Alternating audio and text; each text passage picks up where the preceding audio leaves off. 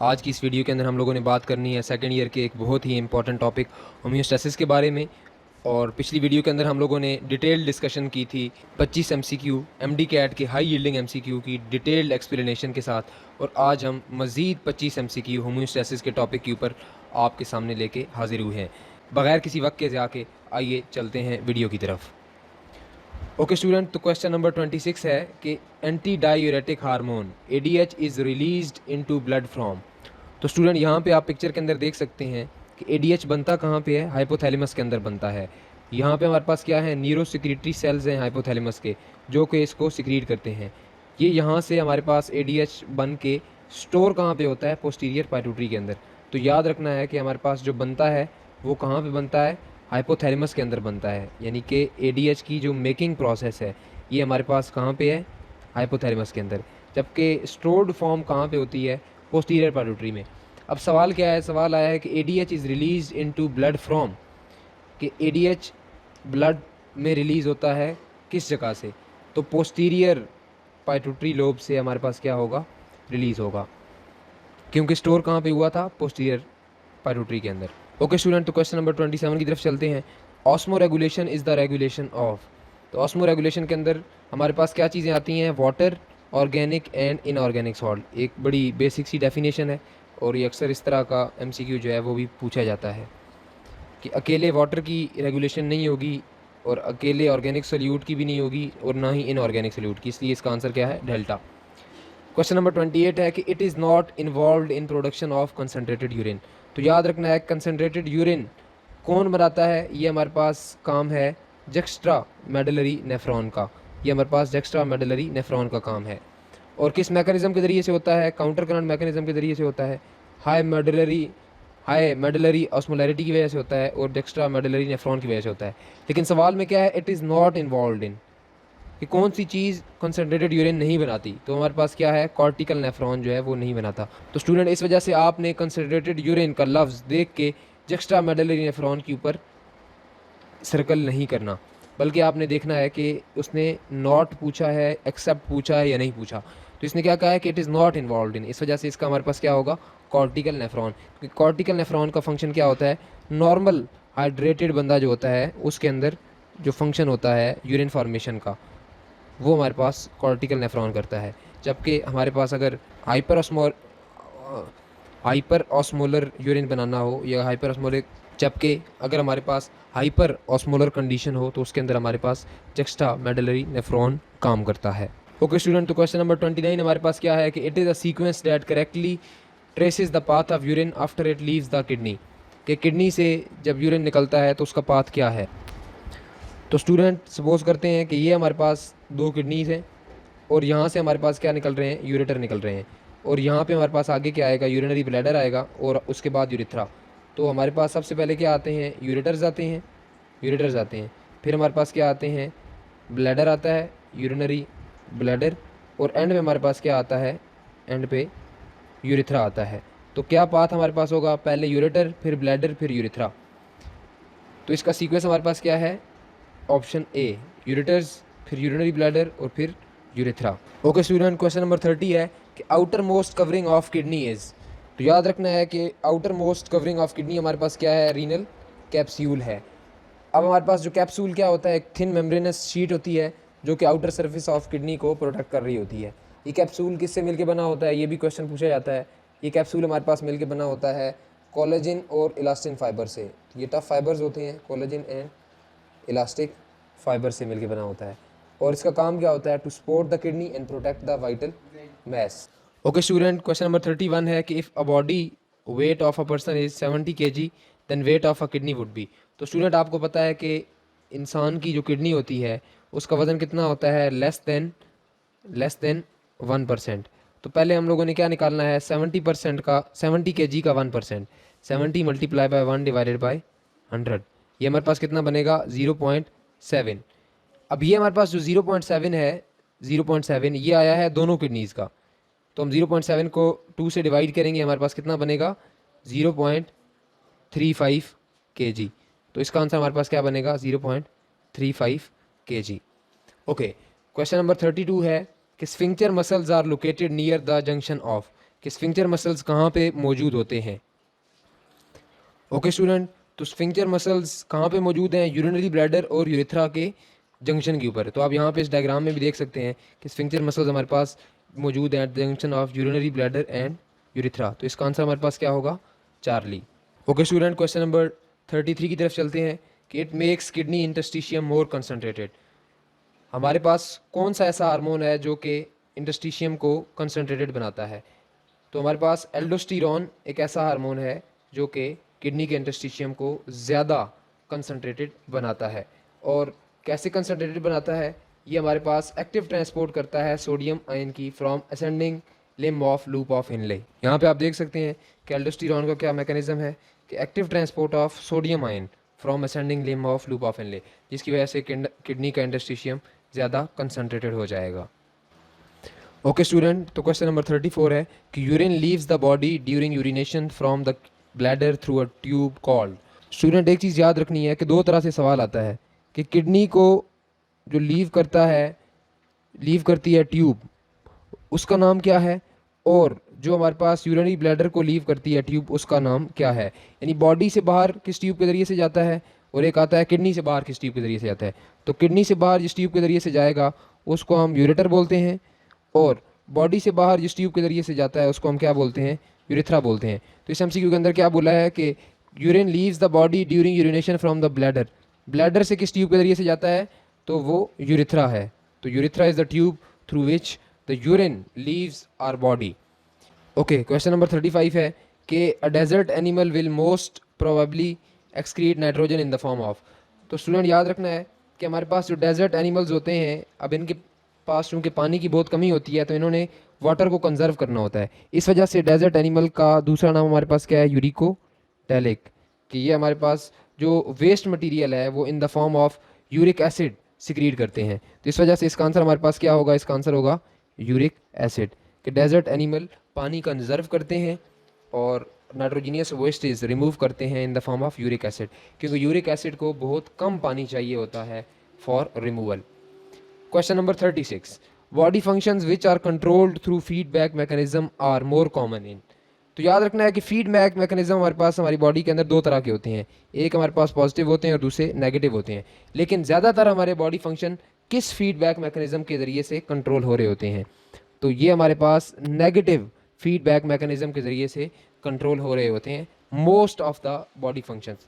जबकि बहुत थोड़े से बॉडी फंक्शन हैं जो कि कंट्रोल होते हैं हमारे पास पॉजिटिव फीडबैक के ज़रिए से, ज़्यादातर नेगेटिव फीडबैक से कंट्रोल होते हैं।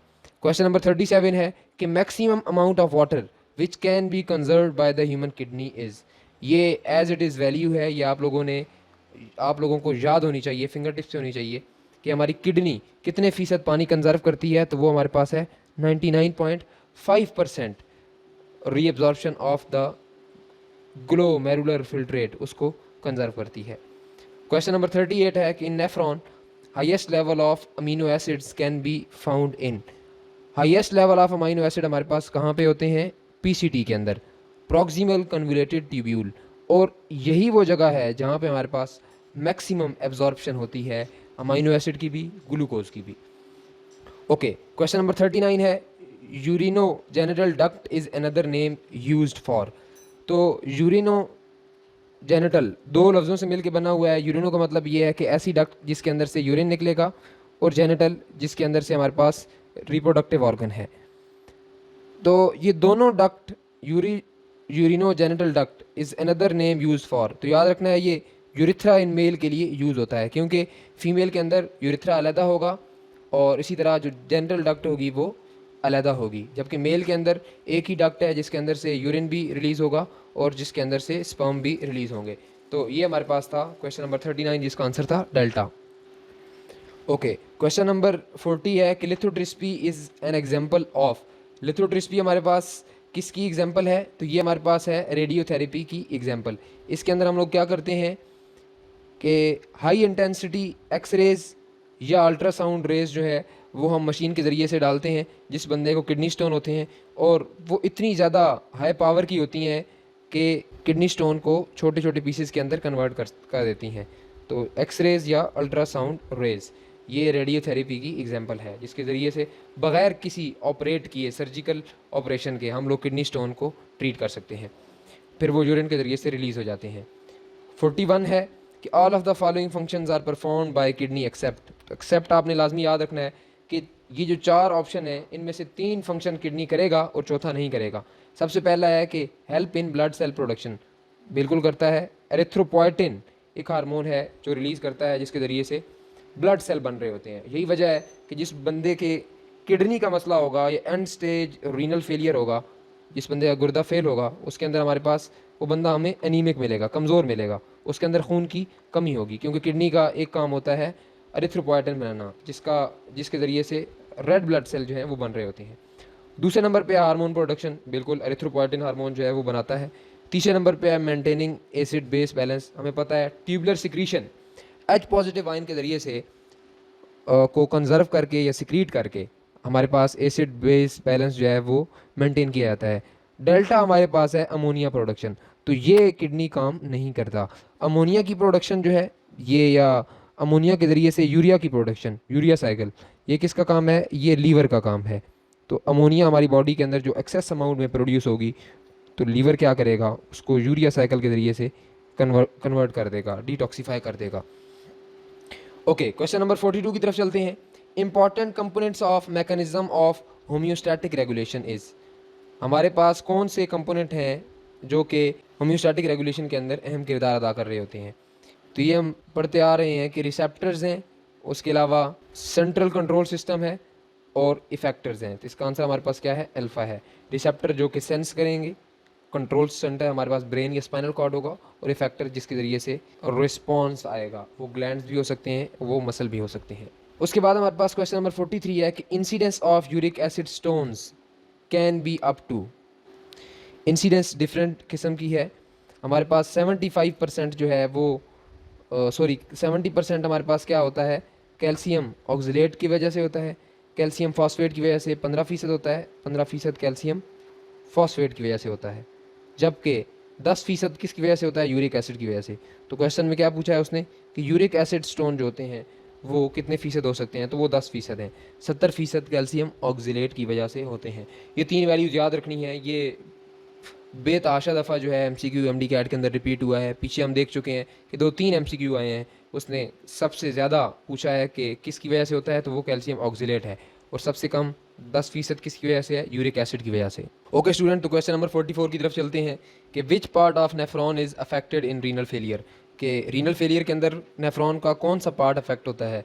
तो याद रखना है कि हमारे पास रीनल कार्पसल है जो कि अफेक्ट होता है इन द रीनल फेलियर, बाकी अफेक्ट ज़्यादा नहीं होते। रीनल कार्पसल में 2 चीज़ें आती हैं, एक हमारे पास बोमेंस कैप्सूल आता है, बोमेंस कैप्सूल, और एक हमारे पास आता है ग्लोमेरुलस आता है। तो ये दोनों अफेक्ट होते हैं। जब फिल्ट्रेशन ही नहीं होगी तो प्रोसेसिंग कैसे होगी? तो रीनल कार्पसल डैमेज होता है। क्वेश्चन नंबर 45 है a person having renal failure becomes anaemic due to. हम पहले बात कर चुके हैं कि एक बंदा है जिसको रीनल फेलियर है, उसको अनीमिया क्यों होगा? क्योंकि हमारे पास एरिथ्रोपोइटिन एक हार्मोन है जो कि किडनी सिक्रीट करती है नॉर्मली। तो जब किडनी फेलियर, रीनल फेलियर होता है तो एरिथ्रोपोइटिन नहीं बन रहा होता, जिसकी वजह से बंदा अनीमिया में चला जाता है, यानी RBC की कमी हो जाती है। क्वेश्चन नंबर 46 है कि it will stimulate the ADH secretion. ADH कब सिक्रीट होगा? तो याद रखना है कि ADH का नॉर्मली काम क्या होता है? ADH का नॉर्मली काम होता है, ADH is directly proportional to reabsorption of water, reabsorption of water. तो इसका मतलब है कि ADH उस वक्त सिक्रीट होगा जब हमारी बॉडी के अंदर हाइपरटोनिक एनवायरनमेंट होगा। तो इसका आंसर होगा डेल्टा। ओके, 47 है कि ADH is dash in nature. तो ADH जो है उसकी नेचर क्या है? पॉलीपेप्टाइड है, क्योंकि ये 9 अमाइनो एसिड से मिलके बना होता है, 9 अमाइनो एसिड से मिलके बना होता है। ओके स्टूडेंट, क्वेश्चन नंबर 48 की तरफ चलते हैं। क्वेश्चन 48 के अंदर क्या है कि trace the pathway of water reabsorbed by the ADH, कि किस पाथवे के ज़रिए से ADH जो है वो वाटर की रीअब्जॉर्प्शन कराता है। तो स्टूडेंट याद रखना है कि सबसे पहले हमारे पास किडनी इंटरस्टिशियम के अंदर, उसके बाद लिम्फ के अंदर, और उसके बाद ब्लड के अंदर। तो इसका आंसर हमारे पास क्या है? डेल्टा है, कि सबसे पहले किडनी इंटरस्टिशियम के अंदर, उससे लिम्फ में जाएगा और वहाँ से ब्लड के अंदर आएगा। तो क्वेश्चन नंबर 48 का आंसर क्या है? डेल्टा। क्वेश्चन 49 है कि a person is suffering from kidney stone due to hormonal imbalance. Kidney stone हो गए हैं हार्मोनल इम्बैलेंस की वजह से। Which of the following gland can be responsible for इस किडनी स्टोन। जब भी हमारे पास हार्मोनल इम्बैलेंस की बात आएगी तो आपने याद रखना है दो चीज़ें। तो स्टूडेंट, पैराथायराइड हार्मोन का क्या काम होता है कि वो कैल्शियम को प्लाज्मा के अंदर क्या करता है, ज़्यादा करता है। कैल्शियम को प्लाज्मा के अंदर ज़्यादा करता है, जिसकी वजह से हमारे पास क्या होते हैं, किडनी स्टोन के चांसेस ज़्यादा हो जाते हैं। तो पैराथायराइड ग्लैंड जो है, पैराथ हार्मोन जो है वो सिक्रीट करता है, जिसकी वजह से बंदे को किडनी स्टोन हो जाते हैं। लास्ट MCQ इस चैप्टर का कि liver is involved in detoxification of all of the following except. Student, जिस तरह हमने पहले बात की थी, जहाँ पे भी एक्सेप्ट आएगा आपने थोड़ी देर गौर करना है कि लीवर सब की डिटॉक्सिफिकेशन करवाता है, सिवाय ड्रग्स की डिटॉक्सिफिकेशन करवाता है लीवर, पेस्टिसाइड की भी करवाता है, फूड एडिटिव्स की भी करवाता है, ग्लाइकोजन की नहीं करवाता, क्योंकि ग्लाइकोजन बनाता है और उसको स्टोर करता है। यानी कि हमारे पास जो लीवर है वो इसको सेंथिसाइज करता है और स्टोर करता है फॉर द यूजेज। और स्टूडेंट, इस तरह हमारे पास ये 50 MCQs जो हैं वो इस चैप्टर के पूरे हो चुके हैं। स्टूडेंट, इस तरह होम्योस्टैसिस पार्ट 2 की वीडियो मुकम्मल होती है। पार्ट 1 और पार्ट 2 के अंदर हम लोगों ने होम्योस्टैसिस के तकरीबन 50 MCQ जो हैं वो डिस्कस किए हैं। अगर आपको किसी भी MCQ की समझ नहीं आई या होम्योस्टैसिस के टॉपिक से रिलेटेड कोई भी आप क्वेश्चन पूछना चाहते हैं, कोई भी आपको कॉन्सेप्ट क्लियर नहीं है, तो आप हमसे कमेंट सेक्शन में पूछ सकते हैं, हम आपको मुकम्मल तौर पर गाइड करेंगे। उसके अलावा अगर आप चाहते हैं कि किसी मुश्किल टॉपिक के ऊपर, किसी और टॉपिक के ऊपर हम वीडियो बनाएं, तो हमें कमेंट सेक्शन में हमें ज़रूर बताएं। अगर आपको वीडियो अच्छी लगी है तो इस वीडियो को लाइक करें, दोस्तों के साथ ज़्यादा से ज़्यादा शेयर करें, और अगर आपने हमारे चैनल को सब्सक्राइब नहीं किया तो हमारे चैनल को सब्सक्राइब करें। मुलाकात होती है इंशाल्लाह नेक्स्ट वीडियो में, तब तक के लिए अल्लाह हाफिज़।